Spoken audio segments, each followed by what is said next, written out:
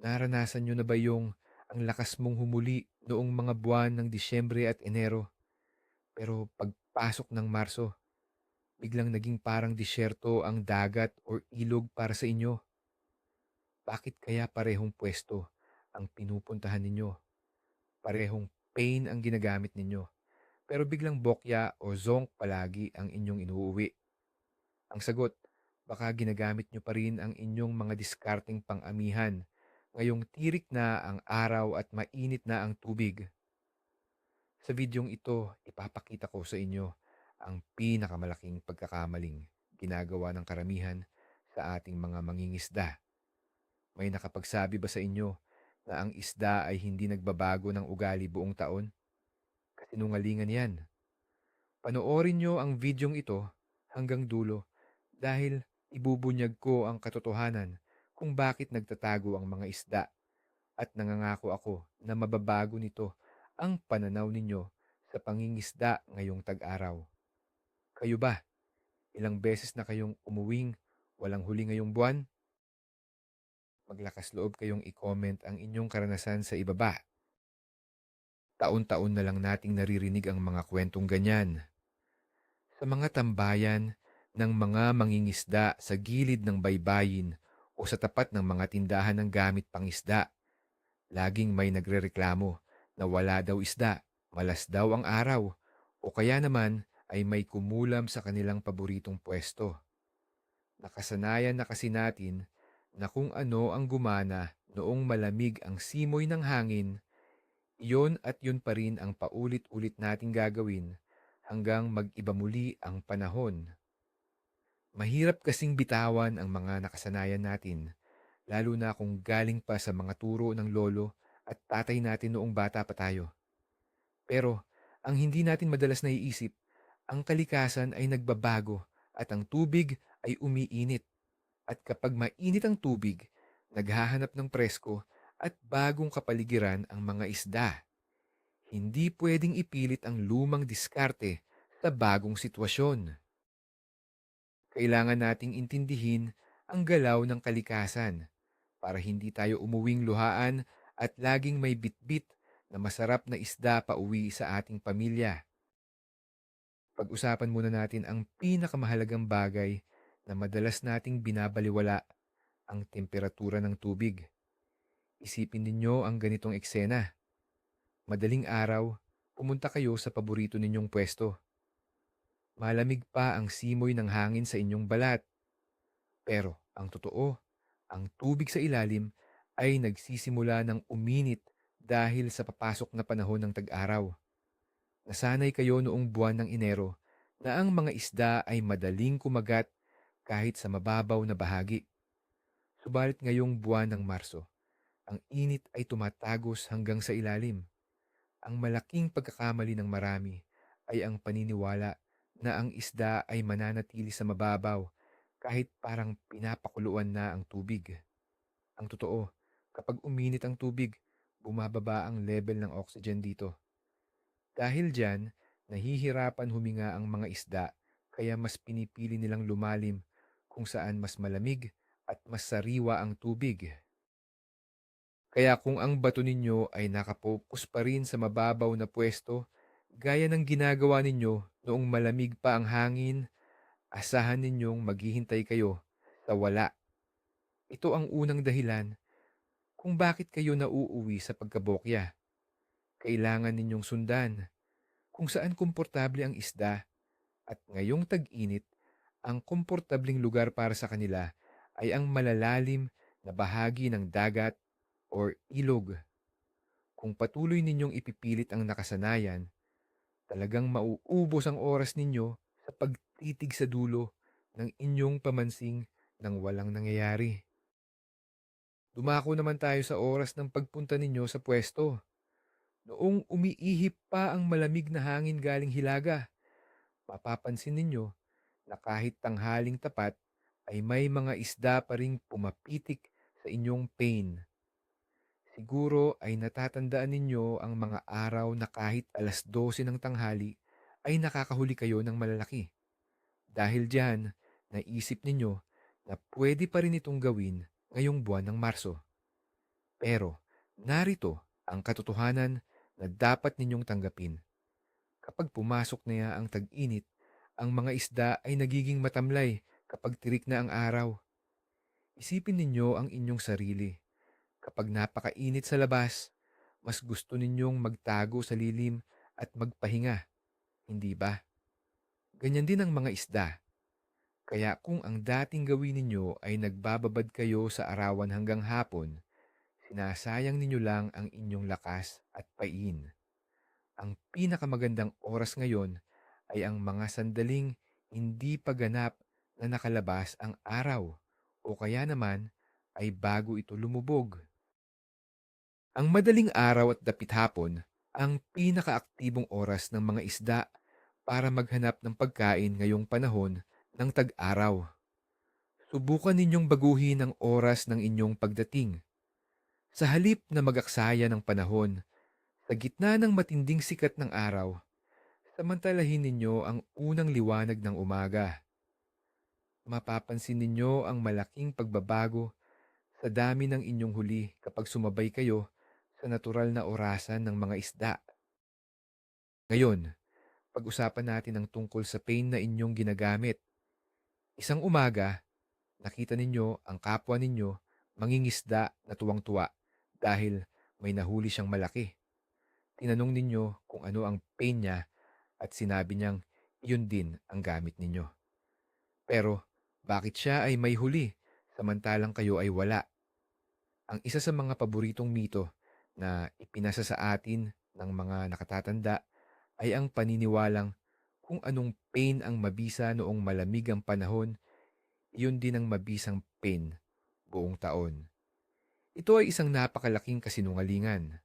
Kapag nagbago ang temperatura ng tubig, nagbabago rin ang natural na pagkain na madaling mahanap sa paligid. Noong panahon ng amihan, baka ang mga isda ay sanay na kumain ng mga taba at malalaking piraso ng karne o pusit. Ngunit kapag dumating ang matinding init, nagiging pihikan sila at mas gusto nila ng mga mas maliliit at mas natural na itsura ng pain. Ang metabolismo nila ay nag-iiba. Minsan, kailangan ninyong gumamit ng mga buhay na pain tulad ng maliliit na hipon o kaya ay mga isdang maliliit na madalas nilang makita sa kanilang paligid. Huwag kayong matakot mag-eksperimento. Kung napapansin ninyong hindi na pinapansin ang inyong nakasanayang pain, mabilis kayong magpalit. Ang kakayahang mag-angkop sa sitwasyon ang naghihiwalay sa mangingisdang laging may huli doon sa mangingisdang laging umuuwing walang laman ang lalagyan. Sunod nating talakayin ang inyong mga gamit, partikular na ang inyong mga tali o linya. Alam ko na marami sa atin ang nag-iisip na mas maganda ang makapal na tali para siguradong hindi makawala ang malaking isda. Nasanay tayo na noong maalon at malakas ang hangin, hindi masyadong nakikita ng isda ang makapal na tali dahil sa pag-alon at kalabuan ng tubig. Pero ngayong buwan ng Marso, subukan ninyong tumingin sa tubig kapag kalmado ang dagat o ilog. Napakalinaw nito, parang salamin. Sa ganitong kondisyon, ang makapal na tali na ginagamit ninyo ay kitang-kita ng mga isda. Nagdudulot ito ng pagdududa sa kanila. Imbis na kainin nila ang inyong pain, lalayuan nila ito dahil nakikita nilang may hindi natural na nakakabit dito. Yan ang dahilan, kaya minsan ay nararamdaman ninyong may lumalapit pero hindi kinukuha ng buo ang pain. Ang solusyon dito ay ang paggamit ng mas manipis ngunit matibay na tali tulad ng pisina halos hindi nakikita sa ilalim ng tubig kapag nandoon na. Oo, may kaba na baka mapatid pero iyan ang hamon sa atin. Kailangan nating ayusin ang pagkontrol sa ating mga pamansing at paglaro sa isda. Kapag luminaw ang tubig dahil sa tag-init, kailangang maging mas maingat at mas pino ang ating diskarte. Ang pagiging matigas ang ulo sa paggamit ng mga luma at makapal na gamit ay tiyak na magdadala sa inyo sa panibagong araw ng walang huli. Isa pa sa mga hindi pinapansin ng marami ay ang pagbabago sa agos ng tubig. Kapag umiihip ang malamig na hangin mula hilaga, may tiyak na direksyon ang mga alon at agos na nagdadala ng pagkain sa mga partikular na pwesto. Dito tayo madalas pumipwesto dahil alam natin na doon nag-aabang ang mga isda. Pero ngayong pumasok na ang matinding init, madalas ay kalmado ang paligid at mahina ang agos. Ang mga pwesto na dating dinadayo ng mga isda dahil sa daloy ng pagkain ay biglang nagiging patay na sona. Nakaupo kayo sa inyong bangka o sa gilid ng bato, hinihintay ang paghila ng inyong tali. Pero lumipas na ang maraming oras ay wala pa rin. Ito ay dahil naghanap ng bagong pwesto ang mga isda kung saan may sapat na galaw ng tubig. Ang galaw ng tubig ay nagdadala ng oxygen na napakahalaga kapag mainit ang panahon. Kailangan ninyong hanapin ang mga lugar na may natural na daloy, gaya ng mga sangandaan ng ilog, mga bukana, o mga bahaging may bato sa ilalim na nagpapabilis sa agos. Huwag kayong manatili sa isang patay na pwesto dahil lamang doon kayo madalas makahuli noong nakaraang mga buwan.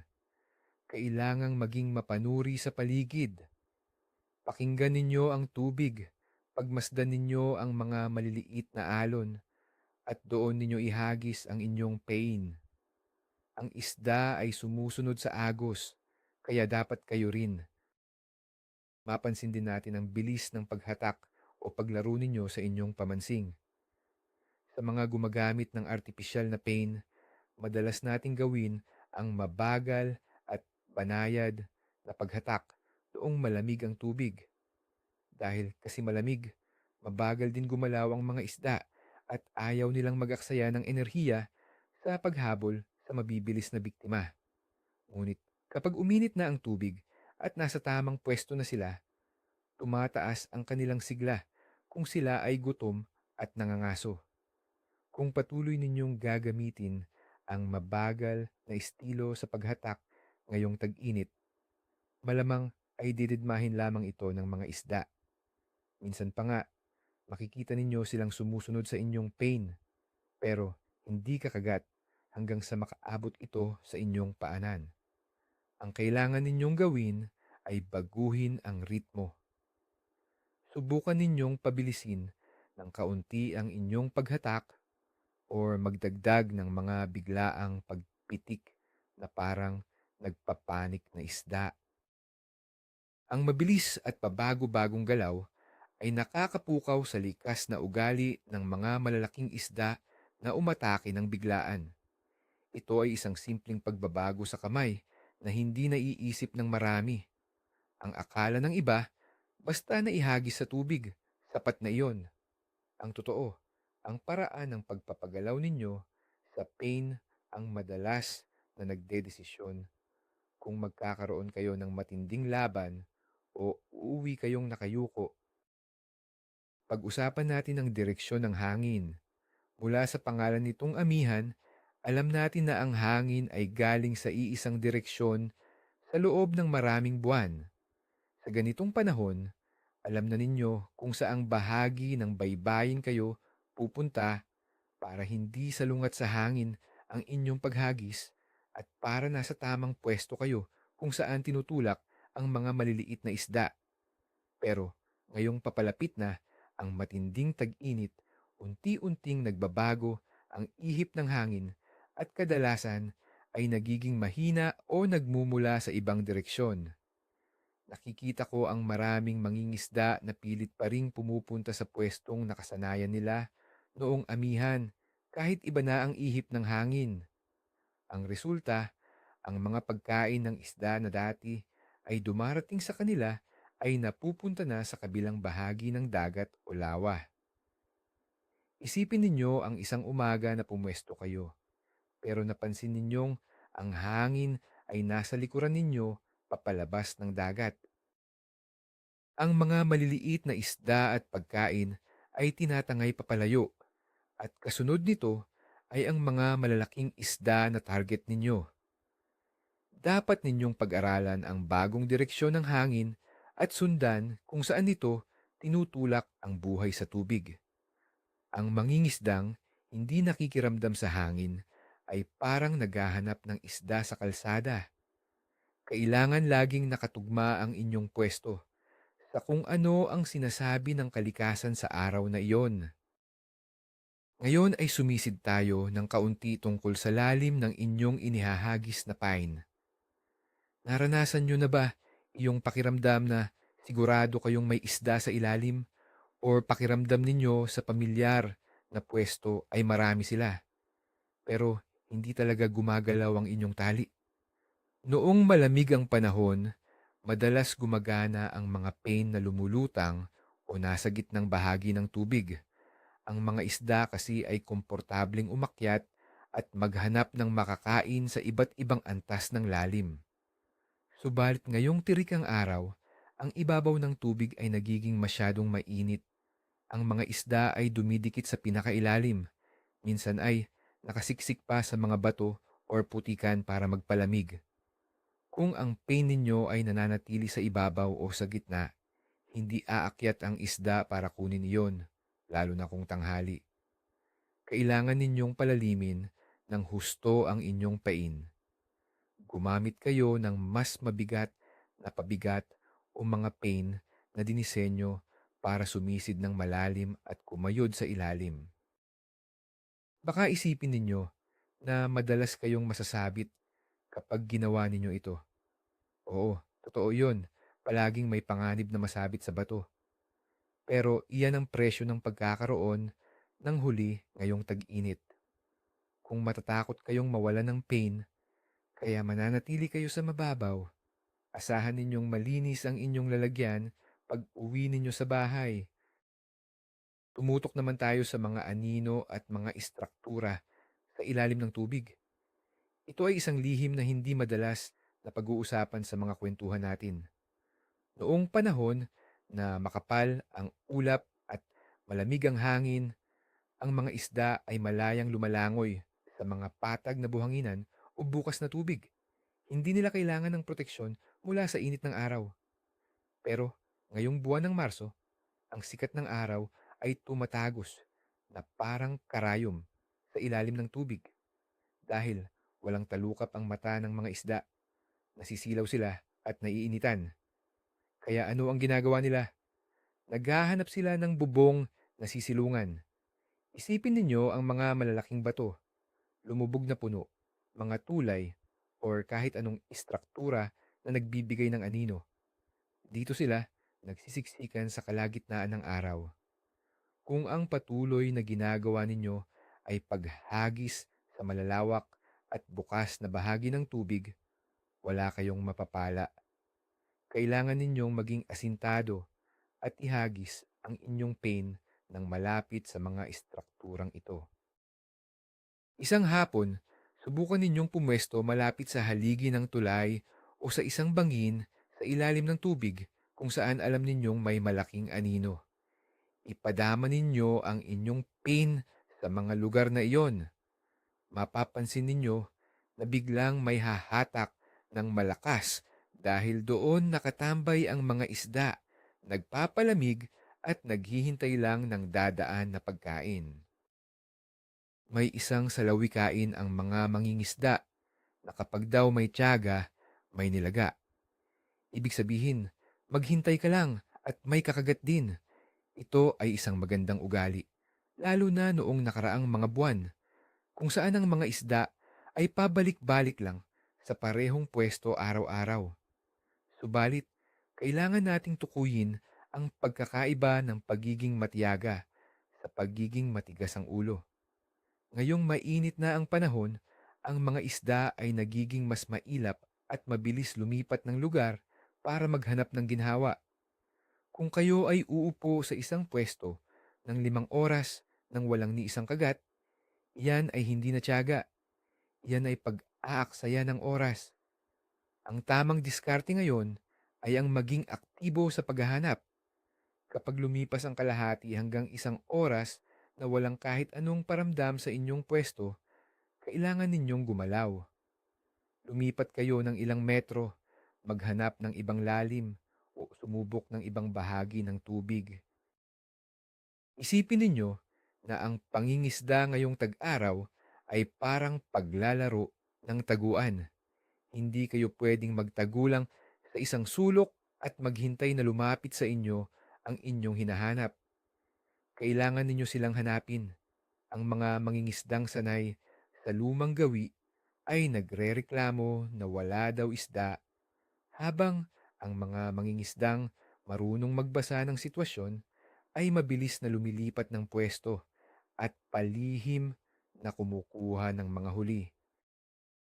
Isa sa mga nakasanayan na madalas magpahamak sa atin ay ang sobrang pagiging kampante pagdating sa ingay. Noong malakas ang hangin at maalon ng tubig, ang ingay natin sa bangka o sa gilid ng bato ay natatabunan ng tunog ng kalikasan. Pwede kayong magkwentuhan ng malakas, magbagsak ng gamit, o gumalaw ng mabilis na walang pakialam. Pero ngayon na pumasok na ang tag-init at kalmado ang tubig, ang ibabaw ng dagat ay parang higanting mikropono. Ang bawat kalabog ng inyong gamit, ang bawat malakas na hakbang sa buhangin o bato ay mabilis na umaalingaw-ngaw sa ilalim ng tubig. Isipin ninyo, naghahanda kayong ihagis ang inyong pain sa isang tahimik na umaga. Napakaganda ng pwesto. Pero bigla ninyong nabagsak ang mabigat na kahon ng inyong mga gamit sa sahig ng inyong bangka. Sa oras na tumunog iyon, ang mga isda na malapit sana sa inyo ay mabilis na lumayo dahil sa takot. Ngayong napakalinaw at napakatahimik ng tubig, kailangan ninyong maging parang isang tahimik na anino. Gumalaw ng dahan-dahan, iwasan ang hindi kinakailangang ingay, at maging mas maingat sa inyong paligid. Ang mga malalaki at matatalinong isda ay madaling makaramdam ng panginginig ng tubig mula sa inyong ingay, kaya huwag ninyo silang itaboy bago pa man kayo makapag-umpisa ng inyong pangingisda. Susunod ay pag-usapan natin ang amoy ng inyong pein. Ito ay madalas na hindi napapansin kahit na ito ay napakahalaga. Nasanay ang marami na bumili ng pain, iwanan lang sa tabi ng maarawan habang nangingisda, at asahan na magugustuhan pa rin ito ng isda buong araw. Noong malamig ang panahon, medyo tumatagal ang pagkasariwa ng pain kahit hindi nakalagay sa yelo. Ngunit ngayong mainit na ang sikat ng araw ng Marso, ang inyong mga dalang hipon, pusit, o maliliit na isda ay madaling mabulok at mabago ang amoy kapag nabilad sa araw. Maaaring hindi ninyo ito napapansin, pero ang mga isda sa ilalim ay napakasensitibo sa amoy. Kapag inihagis ninyo ang pain na bilad sa araw at nag-umpisa ng bumaho ng hindi natural, hindi ito kakagatin ng mga isda. Bagkus, isipin nilang ito ay hindi ligtas kainin. Isang umaga, napansin ninyong sunod-sunod ang huli ng kasama ninyo, samantalang kayo ay wala, kahit pareho kayong gumagamit ng hipon. Ang lihim niya ay nakatago sa loob ng lalagyang may yelo ang kanyang pain, at kinukuha lang kapag ikakabit na sa kawil. Sariwang-sariwa ang amoy nito. Samantala, ang pain ninyo ay nakabilad sa mainit na kahoy ng inyong bangka. Kailangan ninyong pangalagaan ang inyong pain tulad ng pag-aalaga ninyo sa inyong sariling pagkain. Kung hindi ninyo ito gustong kainin dahil sa amoy, huwag ninyong asahang kakainin ito ng mga target ninyong isda. Nakakabit sa pagbabago ng panahon ang galaw ng tubig na idinidikta ng buwan. Ang pagbasa ng paglaki at pagliit ng tubig ay bahagi na ng buhay ng bawat mangingisda. Subalit, ang epekto ng galaw ng tubig ay nag-iiba kapag nag-iba ang temperatura. Noong malamig pa, pwede tayong makahuli kahit papalaki or papaliit pa lang ang tubig ng dahan-dahan. Pero kapag dumating ang matinding init ng Marso, ang pinakamagandang pagkakataon na kumakain ng isda ay sa mga sandaling may malakas na paggalaw ng tubig papasok at palabas. Kapag nakatigil ang tubig, halos tumitigil din sa paghinga ang mga isda dahil sa kakulangan ng oxygen dulot ng init. Pansinin ninyo kapag nagkasabay ang matinding sikat ng araw at ang oras na nakatigil ang tubig. Walang galaw ang pamansing ninyo, hindi ba? Parang walang buhay ang paligid. Kailangan ninyong pag-aralan muli ang inyong orasan. Planuhin ang inyong pagpunta sa pwesto upang sumakto sa unang 2 hanggang 3 oras ng paglaki o pagliit ng tubig. Dito pinakaaktibo ang agos at dito rin napipilitang lumabas sa kanilang mga pinagtataguan ang mga isda para manghuli ng pagkain. Huwag lang kayong basta pumunta dahil may libre kayong oras. Ang matagumpay na mangingisda ngayong tag-init ay iyong marunong sumabay sa eksaktong galaw ng kalikasan. Dumako naman tayo sa aspeto ng kulay at paningin sa ilalim ng tubig. Kung kayo ay mahilig gumamit ng mga artipisyal na paint, siguradong mayroon kayong mga paboritong kulay na laging gumagana noong nakaraang mga buwan.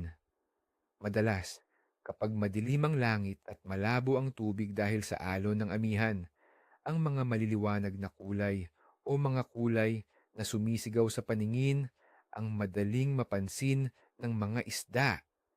Ginamit ninyo iyon at marami kayong nahuli. Kaya ngayon, daladala ninyo pa rin ang parehong kulay kahit sikat na ang araw at kasing linaw ng kristal ang tubig. Ito ay isang pagkakamali na nagreresulta sa pag-uwi ng walang huli. Kapag napakalinaw ng tubig dahil sa tag-init, ang mga maliliwanag na kulay ay nagmumukhang piking-peke sa paningin ng mga isda. Nararamdaman nilang may mali kaya hindi nila ito inaasinta. Ang kailangan ninyong gawin ay ibagay ang kulay ng inyong pain sa natural na kulay ng mga isda sa paligid. Gumamit kayo ng mga kulay na kumikinang ng banayad tulad ng kulay pilak, asul, or berdeng malinaw na parang totoong isda na lumalangoy. Isipin ninyo na kayo ay nanlilinlang ng isang napakatalinong kalaban na may napakalinaw na paningin. Kung patuloy ninyong ipagyayabang ang inyong mga maliliwanag na kulay sa malinaw na tubig, sigurado akong kayo lang ang matutuwa sa itsura ng pain ninyo at hindi ang mga isda. Pag-usapan natin ang isang bagay na madalas ay hindi alam ng marami, ngunit napakahalagang maintindihan ng mga mangingisda, ang presyo ng hangin sa paligid. Madalas ay nararamdaman lang natin ito kapag sasama ang panahon, ngunit ang mga isda ay napakasensitibo dito araw-araw. Kapag patapos na ang amihan at papasok ang tag-araw, madalas na mataas at matatag ang presyo ng hangin na nagdudulot ng napakalinaw na langit at kalmadong tubig. Sa ilalim ng ganitong kondisyon, ang mga isda ay nagiging tamad at nakadikit lamang sa ilalim. Nakasanayan na natin na kapag maganda ang panahon, maganda rin ang huli natin. Ngunit ang totoo, ang sobrang ganda ng panahon ay madalas na nangangahulugan ng napakahirap na pangingisda. Ang mga isda ay pinakaaktibong kumakain kapag may kaunting pagbabago o bago dumating ang isang masamang panahon. Kung kayo ay lalabas sa araw na napakalinaw at walang kaulap-ulap, asahan ninyong kakailanganin ninyo ng ibayong pasensya at pag-iiba ng diskarte.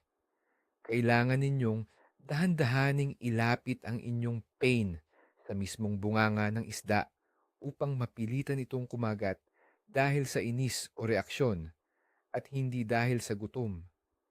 Huwag ninyong isipin na dahil maganda at maaraw ang paligid ay madali na ang lahat.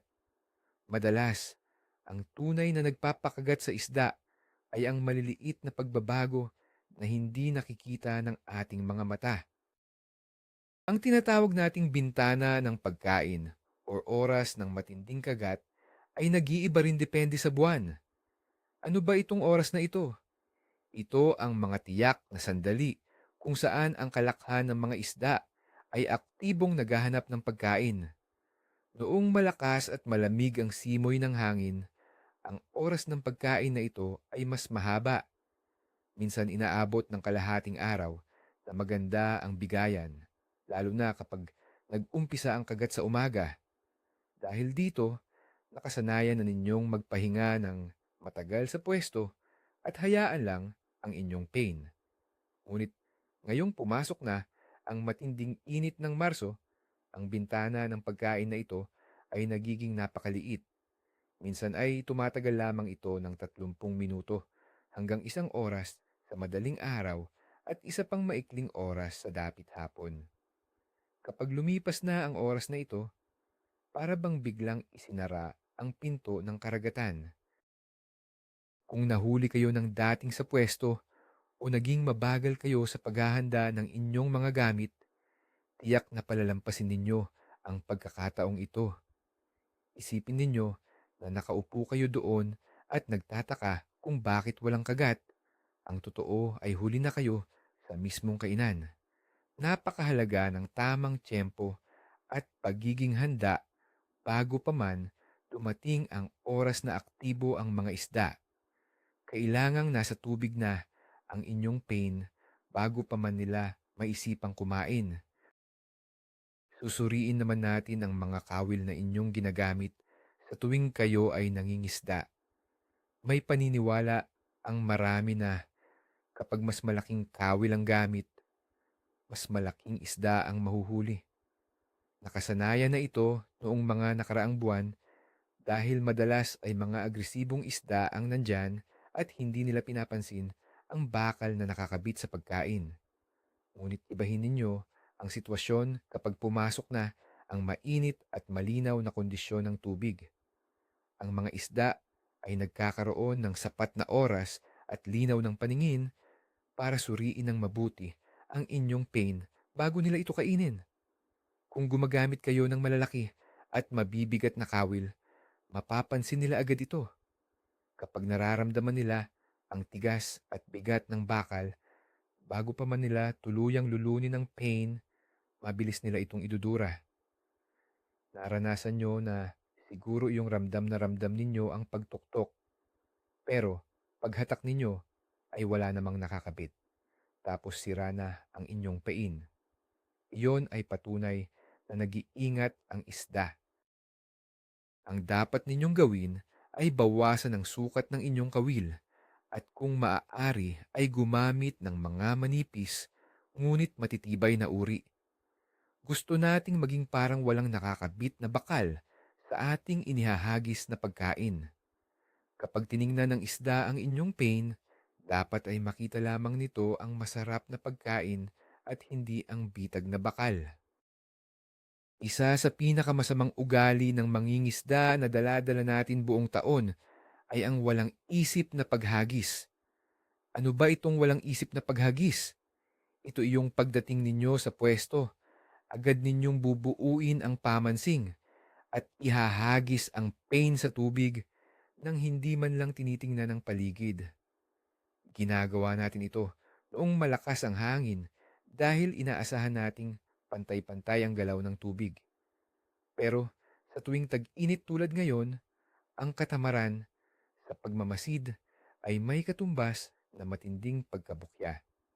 Ang isang matalinong mangingisda ay nakatayo muna sa pwesto ng 5 minuto para pagmasdan ang nangyayari sa paligid. Nasaan ang mga ibon? Mayroon bang nagtatalsikang maliliit na isda sa ibabaw ng tubig? Alin ang direksyon ng banayad na alon? Kapag mainit ang araw, ang paghanap sa mga sinyalis ng buhay ay ang magbibigay sa inyo ng direksyon kung saan eksaktong may aktibidad. Kung magpapadalos-dalos kayo ng hagis ng walang batayan, nagiging sugal na lamang ang inyong ginagawa. Isang hapon, nakita ninyo ang mga ibong sumisisid sa kabilang bahagi ng bato. Pero Dahil nakaupo na kayo at komportable sa pwesto ninyo, hindi na kayo lumipat. Sa mga ganyang sitwasyon, tinatalikuran ninyo ang siguradong isda para lang sa kaginhawaan ng inyong pagupo. Hindi pwedeng hindi natin pag-usapan ang kalagayan ng inyong mga gamit sa ilalim ng matinding init ng araw. Madalas, iniisip natin na ang bakal at mga materyales ng ating pamansing ay hindi naapektuhan ng pagbabago ng panahon. Ito ay isa sa mga napakasimpleng bagay na nakakalimutan natin. Kapag palagi kayong nangingisda noong panahon ng amihan, madalas ay nababasa ng maalat na tubig ang inyong mga makina at tali. Kung hindi ninyo ito nahugasan at nalinisan ng mabuti bago pumasok ang buwan ng Marso, ang matinding init ang magpapabilis sa pagkasira at pagtuyo ng mga langis at grasa nito. Bakit ito mahalaga? Isipin ninyong nakuha ninyo na ang tamang pwesto, tamang pain, at sa wakas ay kinagat ng malaking isda ang inyong kawil. Hatak ninyo ito, pero dahil hindi gumagana ng maayos ang makina ninyo dahil sa natuyong dumi at init, pumalya ito. Biglang naputol ang inyong manipis na tali at nakatakas ang inaasam-asam ninyong huli. Ang sakit sa damdamin, hindi ba? Ang matinding sikat ng araw ay hindi rin maganda sa mga tali, lalo na sa mga naiwan sa labas na nakabilad ng mahabang panahon dahil pinahihina nito ang tibay nito. Kailangan ninyong bigyan ng seryosong pansin ang kalusugan ng inyong mga kagamitan upang hindi kayo magsisi sa huli. Sa huli, ang pinakamalaking hadlang sa pagkakaroon ng maraming huli ngayong buwan ng Marso ay ang inyong mismong kaisipan. Gusto nating maniwala na tayo ang pinakamagaling dahil sa dami ng ating karanasan noong mga nakaraang buwan at taon. Iniisip natin na dahil marami tayong nahuli noong buwan ng Enero, kayang-kaya nating ulitin iyon araw-araw gamit ang parehong estilo. Ito ang tinatawag na pagiging mayabang sa sariling kaalaman na siya namang parurusahan ng kalikasan sa pamamagitan ng pag-uwi natin ng walang isda. Ang tubig ay patuloy na nagbabago, ang kalikasan ay nag-iiba, at ang mga isda ay marunong sumabay sa agos para mabuhay.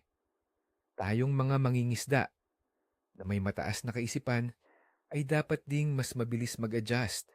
Ang pagtanggap na hindi na uubra ang lumang diskarte ay ang unang hakbang para maging magaling na mangingisda ngayong tag-araw. Kapag umupo kayo sa bato o sa inyong bangka bukas, kalimutan ninyo muna ang lahat ng naging madali noong malamig ang simoy ng hangin. Harapin ninyo ang tubig ng may bagong pananaw, handang magmasid, magpalit ng pain, lumipat ng pwesto, at sundin ang itinuturo ng araw at ng agos. Magugulat kayo na hindi pala nawala ang mga isda. Sadyang nag-iba lang sila ng ugali at hinihintay lang nilang matuklasan ninyo kung paano sila hulihin muli.